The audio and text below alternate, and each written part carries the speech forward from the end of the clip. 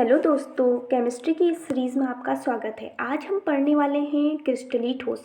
जैसा कि हम जानते हैं, मैंने अपनी प्रीवियस वीडियोस में भी बताया है, क्रिस्टली ठोस जो होते हैं उनकी एक नियमित ज्यामिति होती है। इनमें जो अवयवी कण होते हैं वो एक निश्चित क्रम में व्यवस्थित होते हैं। इनमें दीर्घ परासी व्यवस्था देखने को मिलती है।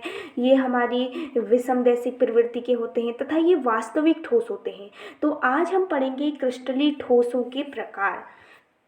तो जो क्रिस्टलीय ठोस होते हैं वो सामान्यतः हमारे 4 प्रकार के होते हैं: आणविक ठोस, आयनिक ठोस, धात्विक ठोस और सहसंयोजक ठोस। तो चलिए एक एक करके इन सभी का अध्ययन करते हैं। हमारे पहले टाइप के जो ठोस होते हैं वो हैं हमारे आणविक ठोस। जो आणविक ठोस, जैसे कि नाम से ही स्पष्ट हो रहा है कि ऐसा ठोस जिनके जो अवयवी कण हैं वो हमारे अणु होंगे। तो अवयवी कण जो होते हैं हमारे अणु होते हैं। इसके आधार पे जो आणविक ठोस है वो सामान्यतः 3 प्रकार से विभक्त हैं। पहला है अध्रुवीय आणविक ठोस, दूसरा है ध्रुवीय आणविक ठोस तथा तीसरा हाइड्रोजन आबंधित आणविक ठोस। तो चलिए एक एक करके इनके बारे में पढ़ते हैं। सबसे पहला है हमारा अध्रुवीय आणविक ठोस। इन ठोसों के अंतर्गत वे ठोस आते हैं जो या तो परमाणु द्वारा या फिर अध्रुवीय सहसंयोजक बंधों द्वारा बने अणुओं, जैसे कि हाइड्रोजन हो गया, क्लोरीन हो गया, जैसे कि हाइड्रोजन हो गया, क्लोरीन हो गया, द्वारा बने होते हैं। अर्थात ये जो ठोस होते हैं ये अध्रुवीय सहसंयोजक बंध। जैसे कि मैं हाइड्रोजन का एग्जाम्पल ले लूँ, ये हाइड्रोजन है तो यहाँ पे जो है हाइड्रोजन और एक हाइड्रोजन दोनों समान प्रकार के हैं और आपस में समान प्रकार के अणु जब आपस में बंधे रहते हैं तो इस, और वहीं Cl2 का एग्जाम्पल ले लूँ तो Cl और यहाँ पे Cl दोनों ही समान है, नहीं कोई ज़्यादा विद्युत ऋणात्मक है और नहीं ज़्यादा धनात्मक। तो इस प्रकार के जो ठोस होते हैं उनको हम अध्रुवीय आणविक ठोस बोलते हैं। अब इनकी जो गुणधर्म हैं, ये ठोस मुलायम होते हैं, विद्युत के कुचालक होते हैं, निम्न गलनांक होता है तथा कमरे के ताप दाब पर ये द्रव अथवा गैस अवस्था में रहते हैं।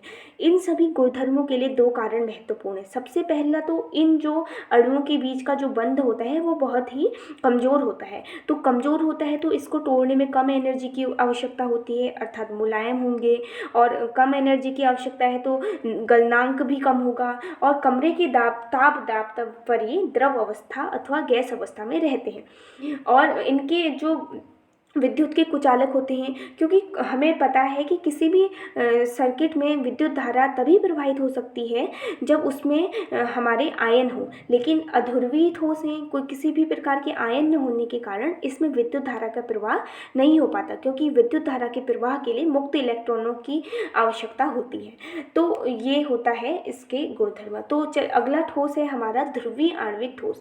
अब ध्रुवीय आणविक ठोसों में जो है इनमें अणुओं के मध्य प्रबल द्विध्रुव बंध होते हैं। जैसे कि एग्जाम्पल ले लें HCl। HCl में जो है हम जानते हैं कि हाइड्रोजन जो होता है वो हमारा विद्युत धनात्मक तत्व होता है, इस वजह से इसके पास पार्शियली पॉजिटिव चार्ज आ जाता है। वहीं Cl जो होता है वो विद्युत ऋणात्मक होने के कारण पार्शियली निगेटिव चार्ज आ जाएगा। तो पार्शियली पॉजिटिव और निगेटिव के कारण इनके मध्य जो बंध बनेगा उसको हम द्विध्रुव बंध बोलेंगे। तो ये जो इनके जो गुणधर्म होते हैं, इस प्रकार के जो ठोस होते हैं ये भी मुलायम और विद्युत के चालक होते हैं। इनके मध्य इनके गलनांक अध्रुवीय ठोसों से अधिक होते हैं और ये अधिकतर कमरे के ताप और दाब पर द्रव अथवा गैस अवस्था में पाए जाते हैं। अब इनके मुलायम होने का कारण क्या है कि क्योंकि इनके मध्य भी इतना स्ट्रॉन्ग बॉन्ड नहीं होता है, लेकिन इनका जो गलनांक है वो अध्रुवीय से ज़्यादा है और विद्युत के चालक होते हैं, क्योंकि यहाँ पे अब मुक्त इलेक्ट्रॉन प्रेजेंट हैं तो उनकी उपलब्धता के कारण इनमें विद्युत चालकता पाई जाती है। हमारा अगला आणविक ठोस है हाइड्रोजन आबंधित आणविक ठोस।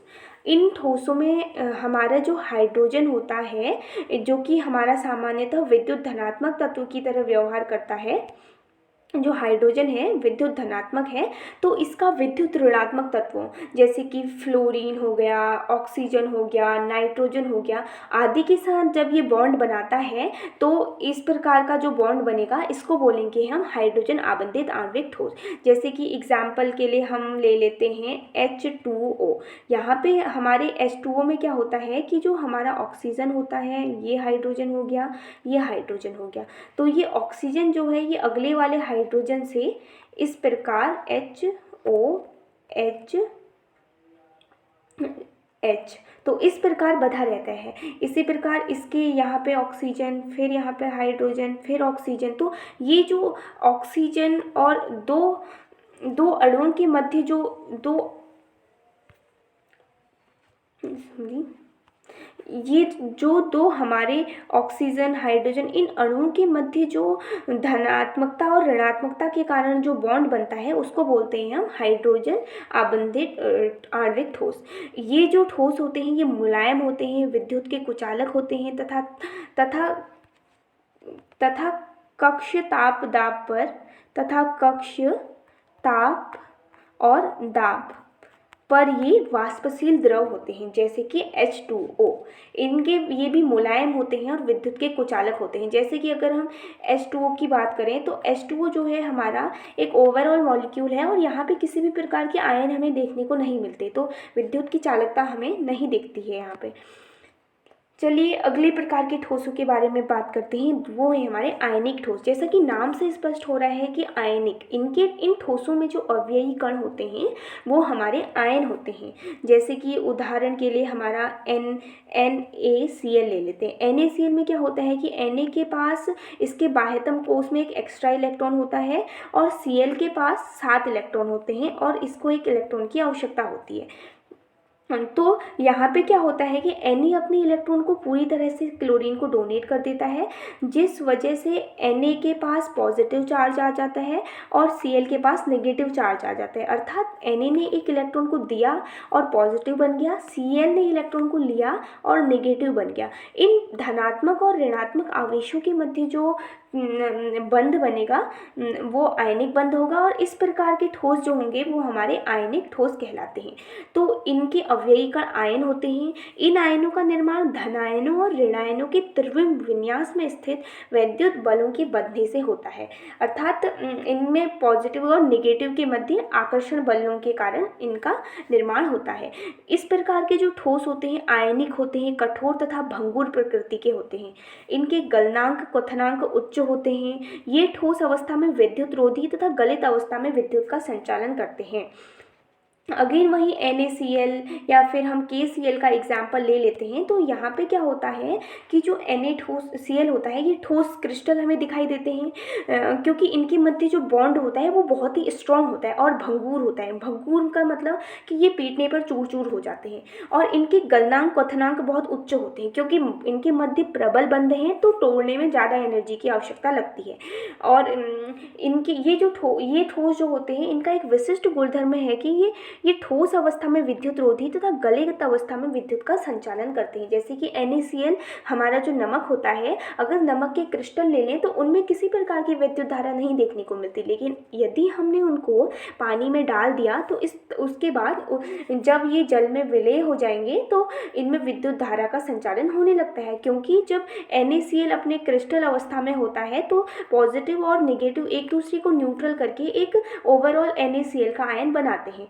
लेकिन दूसरी तरफ यदि हम NaCl का आयन बना देते हैं, यदि दूसरी तरफ हम बात करें कि अगर हम इनको जलयोजित करेंगे अर्थात इनको पानी में डालेंगे तो ये Na पॉजिटिव और Cl नेगेटिव बन जाएंगे और आयनों के कारण अब यहाँ पे धारा का प्रवाह होगा।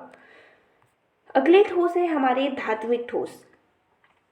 धात्विक ठोस सामान्यतः हमारे धातु जो भी होती हैं वो सभी हमारी धात्विक ठोसों के अंतर्गत आती हैं।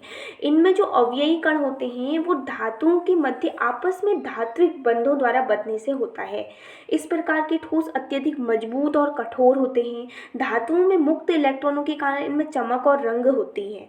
धात्विक ठोस का एग्जाम्पल ले लें हम, जैसे कि Au सोना है और Ag हमारी चांदी है, ऐसे ही हमारा Fe लोहा है। तो ये सारे ठोसों में जो होता है, इनके अवयवी कण धात्विक बंधों द्वारा आपस में बंधे रहते हैं, और ये धात्विक बंध जो होते हैं वो बहुत ही ज़्यादा मजबूत होते हैं और कठोर भी होते हैं, क्योंकि इनमें मुक्त इलेक्ट्रॉन पाए जाते हैं। तो मुक्त इलेक्ट्रॉनों पर जब प्रकाश पड़ता है, जैसे कि मान लो ये हमारा कोई धातु है, इसकी सतह पे जब कोई भी प्रकाश की किरण पड़ेगी तो ये मुक्त इलेक्ट्रॉन एनर्जी को ग्रहण करके लोअर एनर्जी से हायर एनर्जी लेवल में चले जाएंगे, और वहाँ से कुछ समय वहाँ पर ठहर के वापस अपनी कक्षा में वापस आ जाते हैं, और आते समय वो ऊर्जा को उत्सर्जित करते हैं। तो इसी उत्सर्जित ऊर्जा के कारण इनमें हमें चमक देखने को मिलती है, उदाहरण के लिए सोना, लोहा आदि।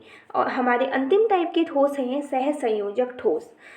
सहसंयोजक ठोस, जैसे कि नाम से ही स्पष्ट हो रहा है कि ऐसे ठोस होंगे जिनके अवयवी कणों के मध्य हमारे सहसंयोजक बंध देखने को मिलेंगे। अब हम जानते हैं कि सहसंयोजक बंध क्या होता है, कि जहाँ पे जो है इलेक्ट्रॉनों की साझेदारी द्वारा बॉन्ड बनते हैं। मान लो कि ये हमारा कोई ए आयन है और ये हमारा बी आयन है। ए को एक इलेक्ट्रॉन की आवश्यकता है और बी को भी एक इलेक्ट्रॉन की आवश्यकता है, तो ये दोनों क्या करते हैं, अपने एक एक इलेक्ट्रॉन को साझा करके एक बंध का निर्माण करते हैं। इस प्रकार के बंध को बोलेंगे हम सहसंयोजक बंध।